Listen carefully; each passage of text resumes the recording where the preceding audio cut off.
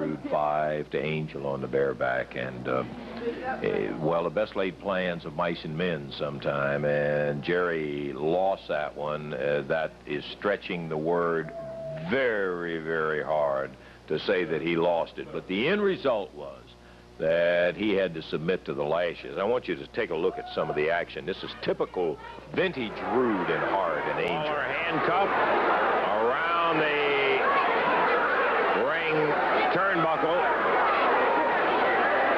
Angel coming over with a strap.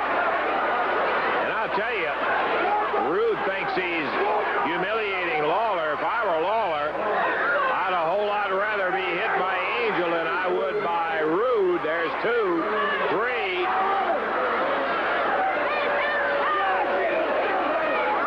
Hart's telling her how to do it. Ooh, 4. Lawler, there's 5. Hart's saying you've got to hit him harder.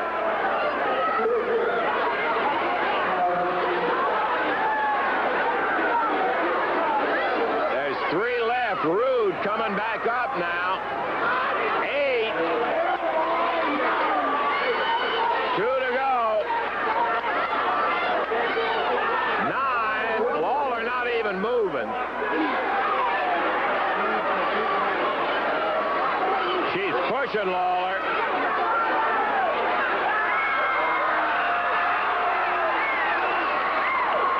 And there's the 10th one. Now Rude grabs the belt, and he starts beating Lawler. No. He took his 10. Lawler handcuffed to the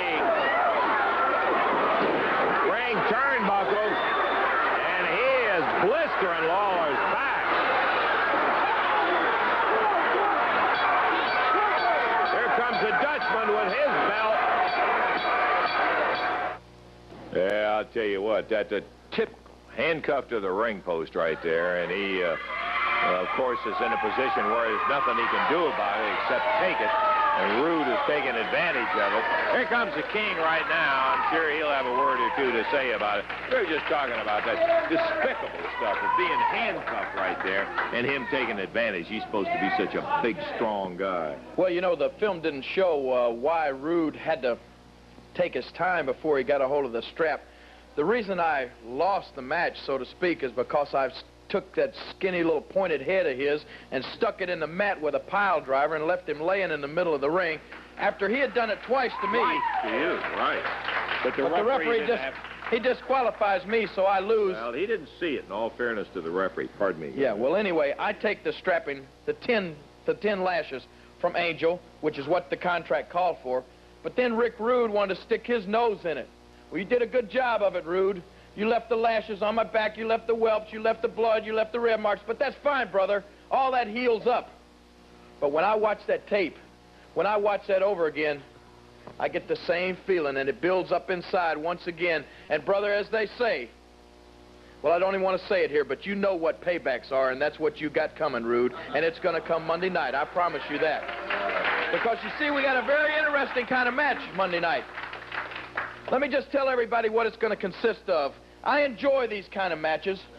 I like interesting little stipulations added to the match, and what they're going to do, I'm sure people have seen these before. They take a 10-foot metal pole and they put it in one corner of the ring, and on top of the pole, they're going to put that leather strap. Now, what's going to happen this week, Rude, is anybody that's man enough to climb that pole and get that strap gets to use it on the other one. And I promise you this, I've made a lot of promises, but I'm going to keep this one, I can assure you. When I get up that pole, I'm going to get that strap, Rick Rude, and I am going to wear you out, brother. I am going to beat you till the blood runs down that stinking, skinny little back of yours, and then I'm going to save some for that little slut, that little angel of yours. But she's got it coming, brother. Rick Rude and Angel Monday night is going to be the King's night, and I'm going to get that strap. And I've said it before, but I mean it this time. I'm going to beat you both like the dogs that you are, because I'm not going to stop till the blood runs down their back, Lance. I think you can get the idea of exactly how upset Jerry is about the situation. And I don't blame him. I mean, he took the 10 like a man he was supposed to, and then Rude grabs the belt and starts beating away on him. And, of course, one thing about the pole strap match, it's not confined to 10 lashes. You can do a whole lot of damage in there. That's one of the bouts, but that's not all of it by a long shot. Let me tell you about all the action coming up. Coliseum Monday night. 8 o'clock is the time, and, of course, you can get your tickets today up until the time of 5 o'clock, and you can get them all day on Monday. Rick Rude, Angel. Let me dry a few of those tears that Jerry Lawler cried. Oh, he just broke my heart. Did you see the tape, Lance?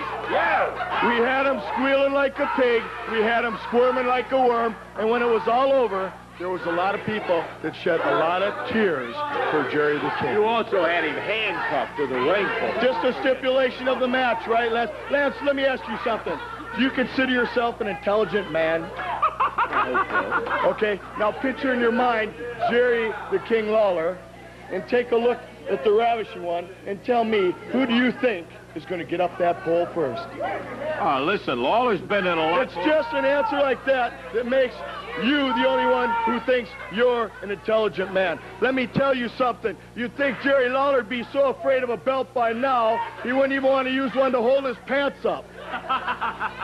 Lance, the only way Lawler's going to get up that pole is if I scare him up that pole. And if I do that, it's going to take the entire Memphis Fire Department to get that punk down.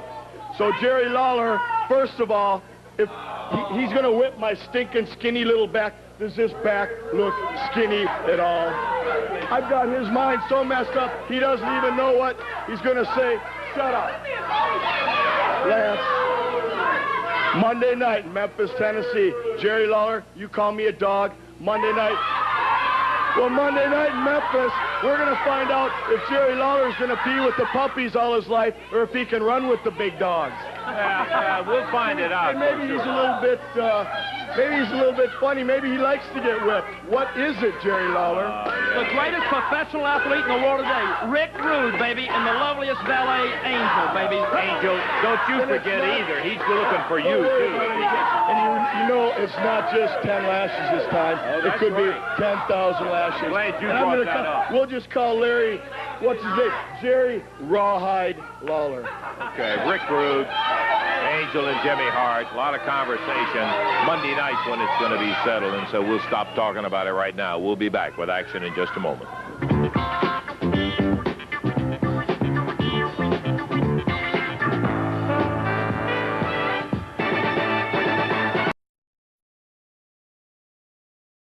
On the line, one fall 60 minutes. On the left of your screen, I don't think it's too hard to identify. 460-pounder out of Atlantic City, New Jersey. One of the biggest men in all of professional wrestling, King Kong Bundy. At one time, held the enviable position as the #1 challenger for the world title. Bundy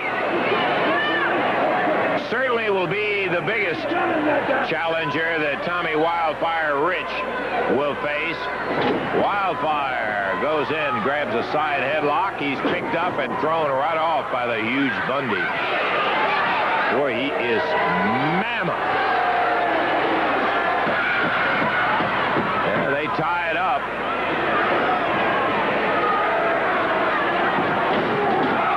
Yeah, well, that's the strategy, Tommy. You got to do it all.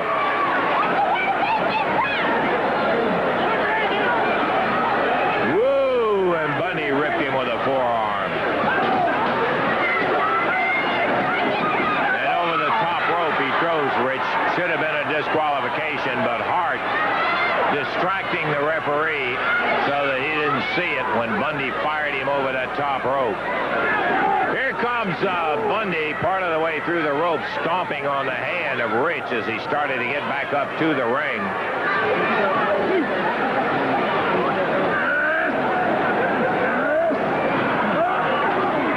Once again, lashing. First one was a forearm. The last two were fists. Oh, and now he's stepping on Rich. That'd be bad enough under normal normal circumstances, but I'll tell you, with Bundy, that's mayhem when you do that. Tommy's head slammed into the upper turnbuckle, and missing the elbow is Bundy. Rich goes over. Hard arguing with the referee, and Bundy just fires Tommy off.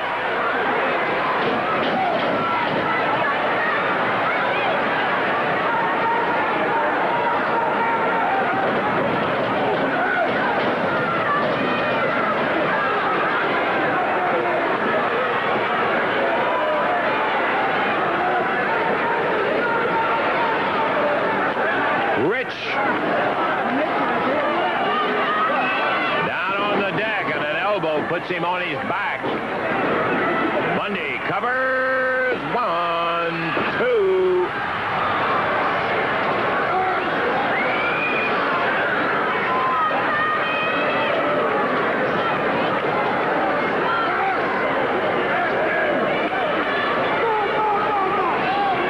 Reverse face lock.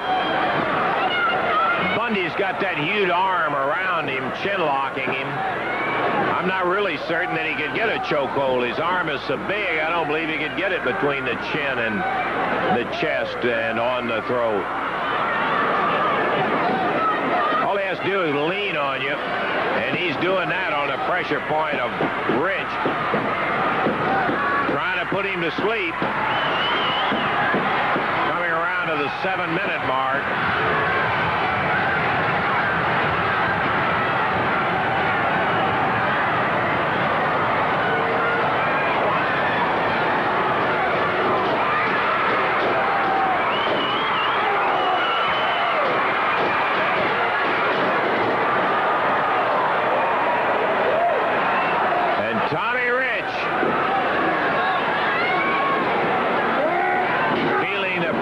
From this mammoth challenger. 1, 2, but the foot saves it. And the referee, Jim Jamison, saying, nope, you got to break it up. He had to put over the rope. And Bundy drops down as Rich gets out of the way. Tommy goes for a cover. Distracting, and Rich getting on him. Hey, pay attention when I got a cover. Count him. Uh-oh.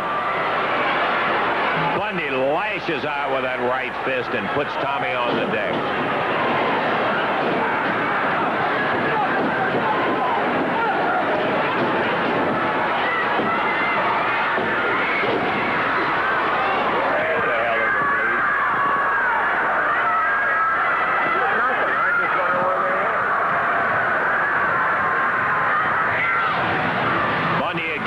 Reverse face lock.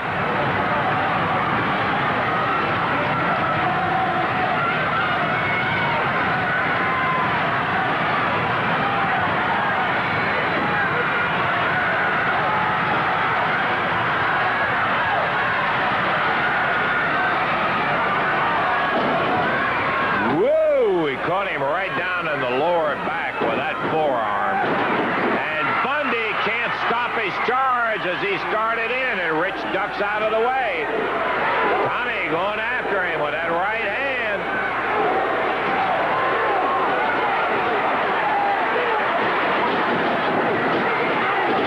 Drop kick, and Rich on top of him. The referee arguing with Hart.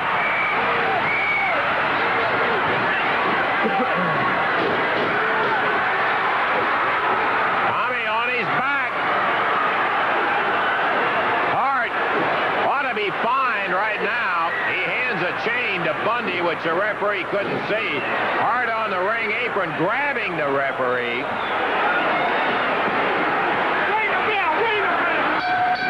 Referee Jerry Calhoun comes down. Says, stop it. Stop it, man. Outside interference. Outside interference and a good call. Eddie Marlin, the promoter, coming up here saying, nope, the bout was stopped. Outside interference by Hart. Jim Jamison, a young referee. And as we said at the time, we felt like something should be done against Hart as he grabbed the referee and then handed the the chain, and the bout is stopped, and Tommy Rich continues as the Southern heavyweight champion. I'll tell you, when you get by that hurdle, if he is by that hurdle, you are by a big one. King Kong Bundy. We're going to take time out. We got a lot of it coming. We'll be seeing the entire new generation coming up with Tojo Yamamoto. Results of all the matches that are done up to that point. And then on Tuesday, he'll have some highlights on the 6 o'clock. That's on the 10 o'clock Monday night and 6 o'clock TV5 with all the complete wrestling action in there. Yeah, the 5 o'clock on Tuesday, right? I beg your pardon, yeah, 5 o'clock. Go ahead. Oh, okay. I was going to tell you a little bit about the Jerry Lawler Show, which comes up at 11 o'clock tomorrow here on TV5. Tommy Wildfire Rich is going to be on air tomorrow with the King, and also we will be looking at the original wrestling video. That's tomorrow 11 on the Jerry Lawler Show. Interesting to take a look at. We have a wrestling video that involves Tommy Wildfire Rich. Let's take a listen to what Tommy has to say about his Southern Heavyweight Championship match. Well, you know, first of all, I'd like to thank all the people there in Memphis, because if it hadn't been for y'all Monday night, we wouldn't still have both of the titles, you know. All dressed up with no place to go. Tommy Rich, Bundy. Sure, he was right.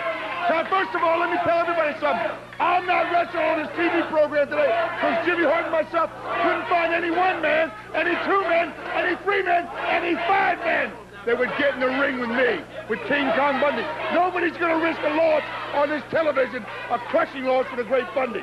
Now, Rich, I took care of you. Everybody saw it right on the show. I beat you up. I threw you around like a toy for 8 or 9 minutes, and then I put you down and counted you out 1, 2, 3, 4, 5.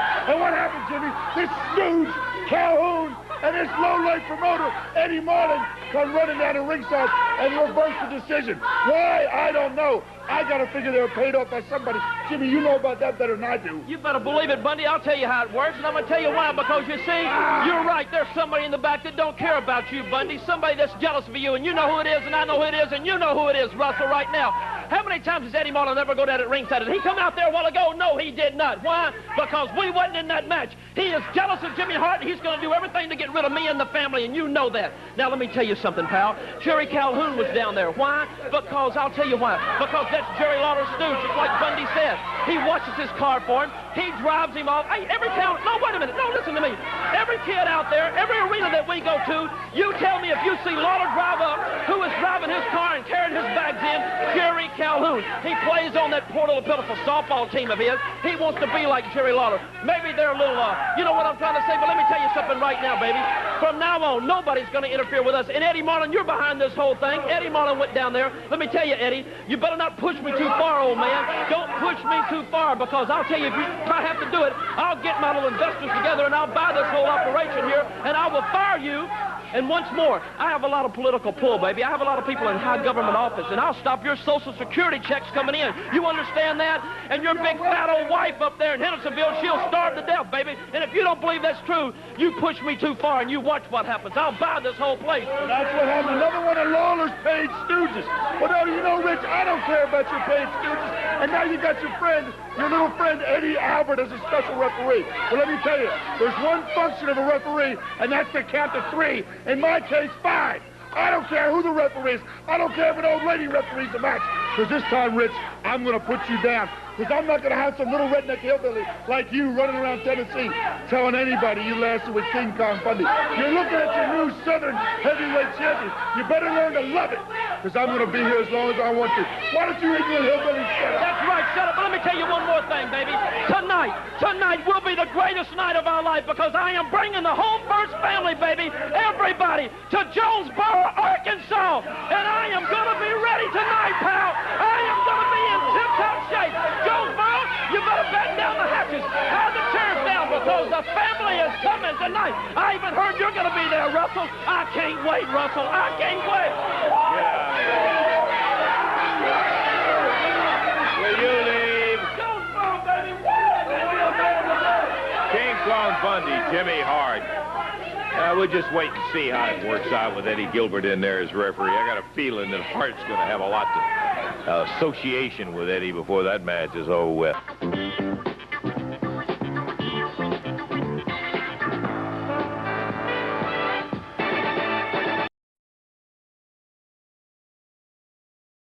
Fabs and the Road Warrior. Let's take a look.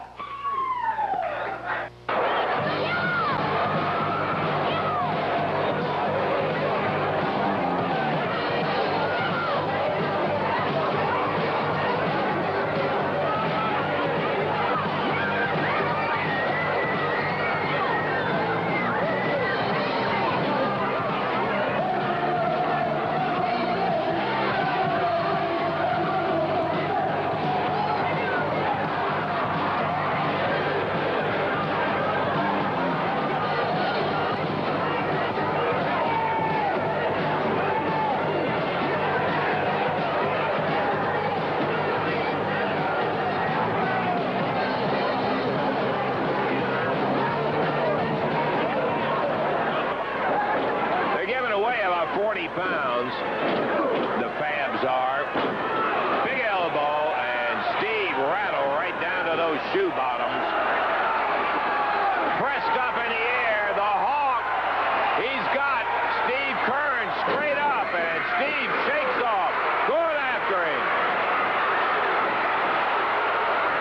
Look at that turn go. Uh-oh. And Stan comes in to help him out. We got them all four in there.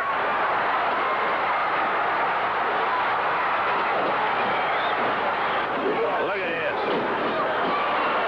Pumping Stan Lane. Presses him. Dumps him. Misses on the drop. Beautiful drop kick from Stan. Again. And he's ready for a third one in the event the animal got up. About having a tiger by the tail. That's a position Lane is in. Miss. Beautiful. Big flying press. He dumped him. Missed the leg drop. Look at Stan go.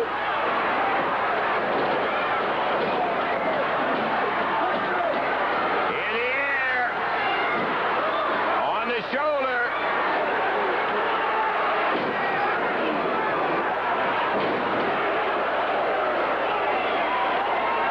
He's got a T-shirt on that says, "Who's gonna beat us?" That's a question you gotta wonder when you see the size of these guys. But they're going against a couple of gentlemen who have just that very thing in mind. What a shot in the arm for the national ranking of Kern and Lane to be able to beat the Road Warriors. Woo. 12 minutes and 45 seconds up on 13 minutes. Road Warriors and the Fabulous One.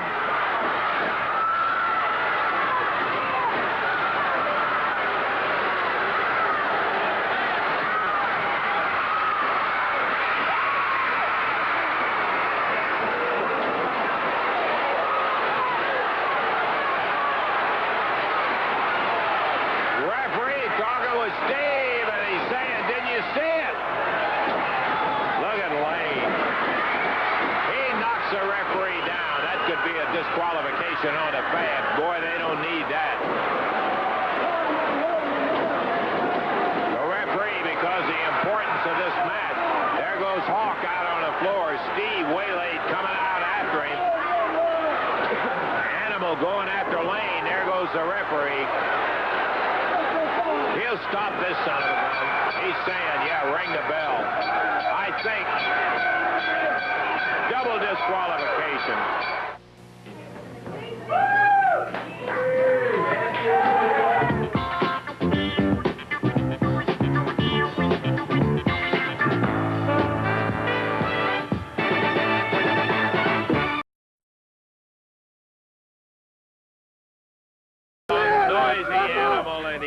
You know what? That didn't impress me, beating those two jabronis like that. Big deal. We could have beat them in 1 minute. Let me tell you something, baby. I hate old people. I hate old clothes and old cars, and I hate young boys. And you people better shut up. I hate these people. I am not a wimp. I am not a wimp, Russell. You better understand that right now.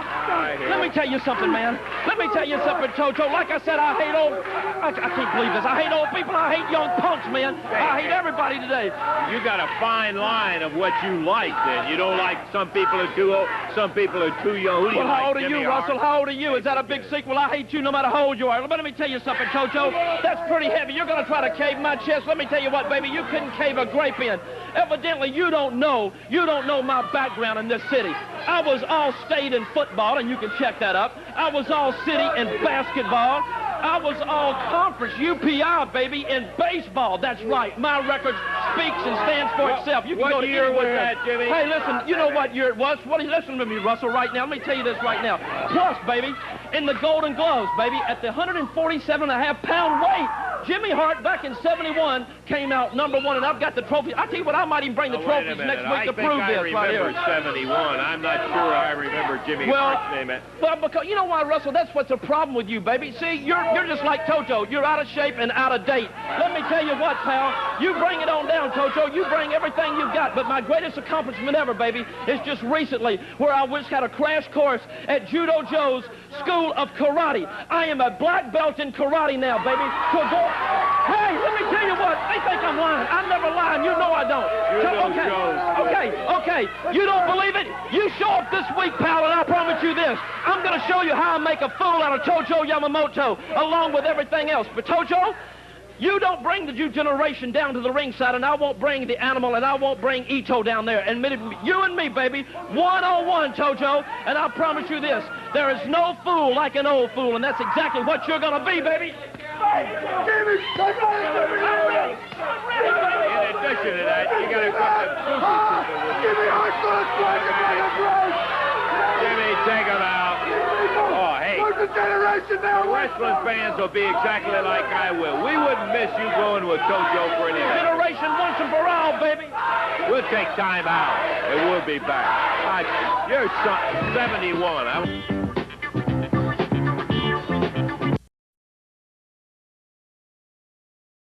At the same time with Ron Michalowicz. We got just a couple of things we want to go over real quick. First of all, I heard Hart out here running his mouth about how he's going to be in Jonesboro tonight. Well, Michalowicz and myself are going to be in Jonesboro, plus I'm going to be over in Blytheville, Arkansas at Sports Hall this afternoon seeing everybody. But Hart was running his mouth about how he was an all-state football player. Did you hear that?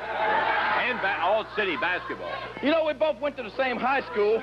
Of course, he graduated about 5 years before me. This was in at Treadwell. And I heard he did go out for football one year, and the coach showed him a football. He said, Hart, can you pass this?